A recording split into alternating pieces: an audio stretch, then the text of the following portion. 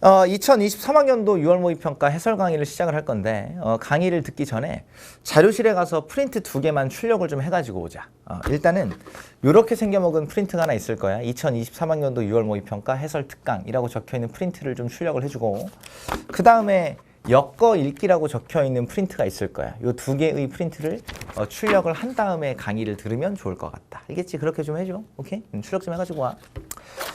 강의는 이렇게 진행을 할게. 일단 1강이랑 2강, 그러니까 경제학 지문이랑 현대시 지문은 내가 스튜디오에서 촬영을 해. 그 이유가 뭐냐면 이미 나는 현장에서 다 촬영을 했어. 다 했는데 이 경제학이랑 현대시를 내가 1교시에 진행을 했거든. 근데 내가 이제 평상시에 촬영을 안 하던 이제 건물에서 진행을 했는데 마이크가 좀 터지는 어떤 사고가 좀 있었고, 그 다음에 거기가 재종반이 있는 건물이다 보니까 계속 이 벨이 울리더라고. 그러니까 뭐 쉬는 시간을 알리는 벨, 수업 시간을 알리는 벨, 막 그렇게 자꾸 중간중간에 울려가지고 촬영하는데 계속 좀 많이 거슬려서, 그러니까 내가 봐도 소음이 좀 심하더라고. 그래서 부득이하게 이 경제학이랑 현대시 2개만 스튜디오에서 진행을 한다는 점 그거 알아주고, 독서론을 제외한 나머지 공통 과목을 전부 다 강의 진행을 할 거야. 이게 독서론을 쉬었으니까 내가 별로 할 얘기가 없고, 선택 과목, 이 화작이랑 언매는 파이널 때 이제 우리가 어쨌든 화작이랑 이 언매도 한번 다시 점검을 해야 되거든. 그때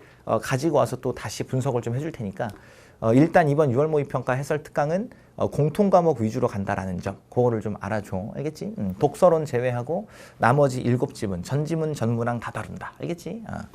시험지를 한번 쭉 살펴본 다음에 경제학 지문부터 시작을 해보자고. 알겠지? 일단 2페이지의 독서론.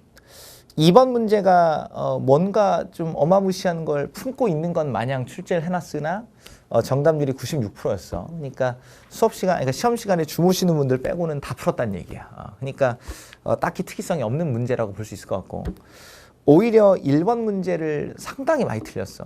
그러니까 화작 기준으로 정답률이 59.5%가 나왔거든. 이게 뭐를 시사하는 걸까? 마음이 급하다 보니까 뭐 글을 빨리 읽고 빨리 풀려고 해. 거기까지는 뭐 내가 심정적으로 이해가 돼. 다만 빨리 읽고 빨리 푼다고 해서 선지를 대충 보는 게 용납이 되는 건 아니야. 그러니까 1번의 1번 선지가 읽기 기능에는 어휘력, 읽기 흥미, 동기 등이 포함된다라고 돼 있는데, 어휘력이나 읽기 흥미나 동기는 얘는 읽기 기능에 들어가는 내용이 아니야. 그지? 그게 아니라 읽기 요소의 다른 어떤 개별적 요인들이란 말이야. 돼? 그러니까 읽기 기능에 들어가는 건 글자 읽기, 요약, 추론이 들어가는 거지. 지금 요 어휘력이나 읽기 흥미, 동기가 들어가는 게 아니야. 이해가 되지? 근데 별것도 아닌 내용인데 마음이 급하다 보니까 1번 선지를 뭉개 읽으면서 2, 3, 4, 5를 좀 비틀어가지고 틀린 경우가 좀 많지 않나, 이런 생각이 들어. 그러니까 혹시라도 네가 1번 선지를 틀렸으면 어쩌다가 틀리게 됐는지 요 느낌을 간직해 둬야 돼. 그러니까 9월 모의평가나 혹은 수능 시험장 가서 같은 실수를 하지 않게끔 내가 이번에 이렇게 1번 선지를 뭉개다가 틀린 적이 있다. 이 기억을 잘 저장해 두라고. 그래야 같은 실수를 안 할 수 있겠지. 알겠지? 뭐 그 정도 얘기만 하면 될 것 같아. 넘어가서 주제통합형 세트. 뭐 작년 수능 혹은 작년 6월 모의평가랑 좀 비교를 해보자면, 작년 수능의 해결의 변증법, 작년 6월 모의평가 과정이론과 제1론 진짜 힘들었지, 그지? 글의 내용도 좀 까다로웠고 상당히 글 자체가 유기성이 있다 보니까 읽어내려가는 게 좀 힘든 글들이었어. 근데 이번 6월 모의평가의 주제통합형 세트는 정보량은 많아. 근데 유기성이 없어. 약간 느낌이. 물론 뭐 또 억지로 짜내자면 어떤 유기성을 만들어 볼 수도 있겠지만 시험장에서 읽을 때의 느낌이 이랬을 거라고. 가가 이렇게 있으면 가에서 어떤 내용들이 쭉쭉쭉 열거가 돼. 신어에 이런저런 내용들이 있었다. 약간 이 열거되는 흐름이 좀 이어지는 느낌? 그지? 나도 어떤 식이었어? 치평요람이라는 책이 나와. 치평요람에 이런 내용들이 있었다. 그냥 이렇게 열거된 내용들을 그냥 따라가는 정도의 독해를 요구한 것 같아. 그러니까 지문에서 어떤 특이성이 있었다라고 보기는 좀 어려운 것 같아. 근데 의외로 문제의 정답률이 또 그렇게 높지는 않았는데 5번 문제의 정답률이 화작 기준으로 48.1%가 나왔어. 그 다음에 7번 문제의 정답률이 화작 기준으로 27.9%가 나왔고 언매도 36.2%가 나왔어. 그러니까 7번 문제를 상당히들 많이 틀렸다는 얘기야. 특히 4번 선지를 찍은 친구들이 되게 많았었는데 결국엔 디귿을 어떻게 소거할 것인가가 관건이었다는 얘기지. 자세한 얘기는 뒤에서 같이 보기로 하고. 8번 문제도 정답률이 그렇게 높지 않았어. 화작 기준으로 40.7%가 나왔고 언매 기준으로 53.1%가 나왔다. 그러니까 5번, 7번, 8번은 좀 주목해서 봐야 될 지점이 있는 문제들이겠지, 그지? 자세한 얘기는 뒤에서 같이 하기로 하고 넘어가서 8페이지. 일단 EBS 수능특강 221페이지에 있는 내용이 연계가 된 세트야. 그러다 보니까 연계학습을 좀 충실히 해둔 친구들이라면 그래도 조금은 내가 아는 내용, 약간 이런 느낌을 좀 받았을 것 같긴 한데 관건은 이거였던 것 같아. 1문단의 끄트머리에서 비타민 K의 중요한 역할을 필자가 확 강조를 하거든. 그러면 독자는 이제 비타민 K의 역할을 끌고 가면서 읽었어야 돼. 그러니까 혈액의 응고에서 비타민 K가 무슨 역할을 하는지, 혈액의 순환에서 비타민 K가 무슨 역할을 하는지, 이것을 2문단과 4문단에서 끌어냈어야 됐고, 비타민 K가 비타민 K1과 2로 쪼개지지, 그지? 그래서 1은 어떤 역할을 하는지, 2는 어떤 역할을 하는지까지 끌어냈으면 100점짜리 독해를 한 거야. 근데 상당히 글이 유기적이고 정보도 되게 밀도 있게 제시가 되다 보니까 힘든 글이지 않았나. 특히 10번부터 13번까지 문제의 정답률이 다 낮아. 다 낮거든. 근데 한 가지 조금 기억해둬야 될 거는 인과와 관련된 정보를 좀 눈여겨볼 줄 알아야 된다라는 거. 그러니까 예전부터 지금까지 평가원은 인과를 가지고 장난을 치는 걸 되게 좋아하지, 그지? 그러니까 지문 내에 존재하지 않는 인과를 가져온다든지 아니면 어떤 인과를 이제 순서를 바꾸는 거지. 그러니까 원인과 결과의 위치를 바꿔서 선지 구성을 한다든가. 약간 그 인과를 가지고 평가원이 장난치는 그 스타일을 좀 익힐 필요성이 있다라는 교훈이 있는 세트인 것 같아. 알겠지? 넘어가서 경제학. 얘도 EBS 연기였어. 그러니까 118페이지에 이중차분법과 관련된 내용이 있었기 때문에 특히 이 지문은 EBS 지문을 잘 봐둔 친구들이라면 확실히 좀 연계바를 받지 않았을까 이런 생각이 좀 드는데 얘도 문제의 정답률이 전체적으로 낮고 특히나 14번 문제 화작 기준으로 정답률 12.1% 언매 기준으로 19.2%야.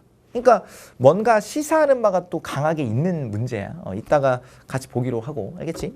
어쨌든 이 지문 독해에서의 포인트는 결국에는 예시가 무려 4번이 등장을 하거든.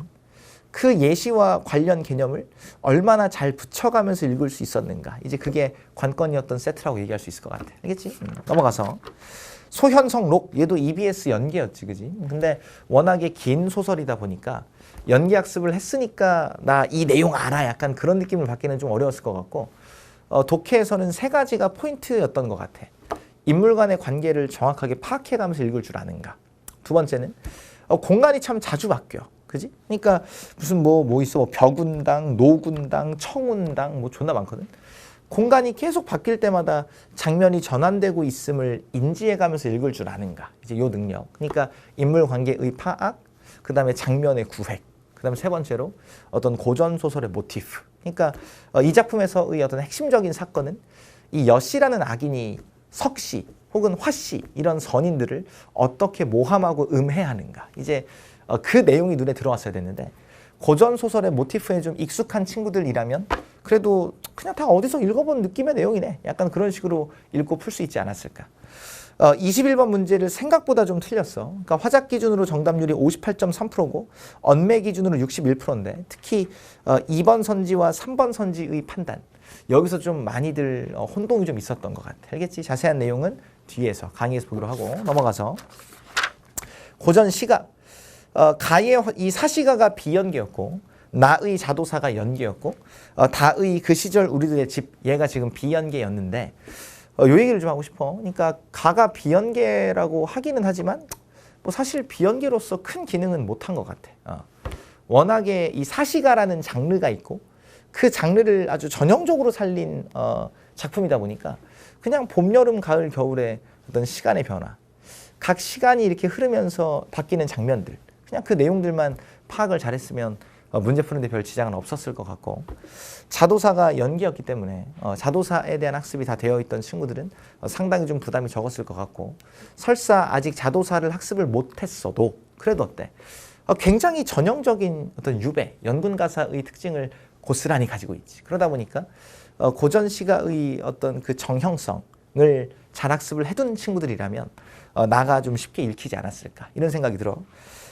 짜증이 났던 건 다였을 것 같아. 다. 근데 이것도 사실 내용이 조금 낯설긴 하지만 그 집과 아파트 이 둘 간의 대비만 잘 봤으면 사실 크게 어려움은 없었던 세트야. 문제의 정답률도 전체적으로 다 높기 때문에 딱히 특이성 있는 문제가 있다고 보기는 좀 어렵다. 알겠지? 넘어가서 현대소설 미스터 방.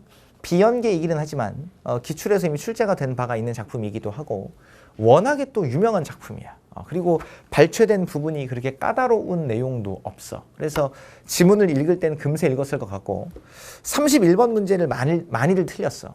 그러니까 화작 기준으로 정답률 41%, 언매 기준으로 45.8%가 나왔어. 그러니까 상당히 많은 친구들이 틀린 건데 특히 2번 선지를 찍어서 틀린 친구들이 좀 많았을 거야. 이따가도 얘기할 건데 이 문제의 교훈은 두 가지야.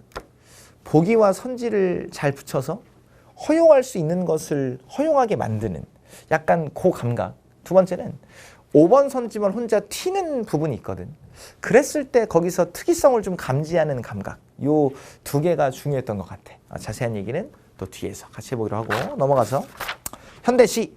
가가 연계고 나가 비연계야. 근데 내가 항상 강조했지만 현대시가 연계 작품이 출제가 됐는데 걔를 읽고 자빠져 있다? 이건 내가 문제가 심각한 친구라 그랬지. 그러니까 현대시는 적어도 EBS를 두세 바퀴 정도는 돌려두고 난 다음에 시험장 가서 연계 작품이 출제가 됐을 때 그 녀석만큼은 최초 1회독이 생략이 될 수 있어야 돼. 뭔 말인지 이해가 되지? 그러니까 향안은 읽지 말았어야 돼, 시험장에서.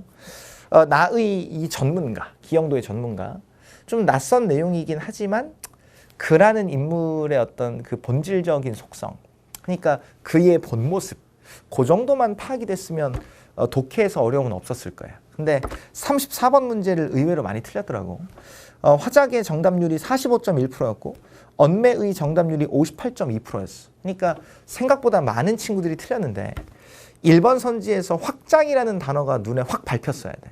그게 안 되니까 1번 선지를 지우면서 또 2, 3, 4, 5를 억지로 비트는 약간 그런 문제가 발생했던 것 같다. 알겠지? 그래서 자세한 내용은 역시 강의에서 같이 보도록 하자고. 그러니까 특이성이 있는 세트들이 분명히 존재했고 이번 6평은 그 다음에 특히 나는 좀 문제에 주목을 하고 싶어. 그러니까 해설 강의를 진행을 하는 내내 계속 얘기를 하겠지만 결국에는 이런 학습이 참 중요해. 그러니까 그 감각을 갖추는 건데 평가원이 문제를 출제할 때 이런 식으로 장난질을 치고 이런 식으로 정답의 시그널을 보여주고 어떤 그것에 대한 감각이 좀 필요한데 사설 모의고사를 디립다 푼다고 해서 그 감각이 생기진 않아.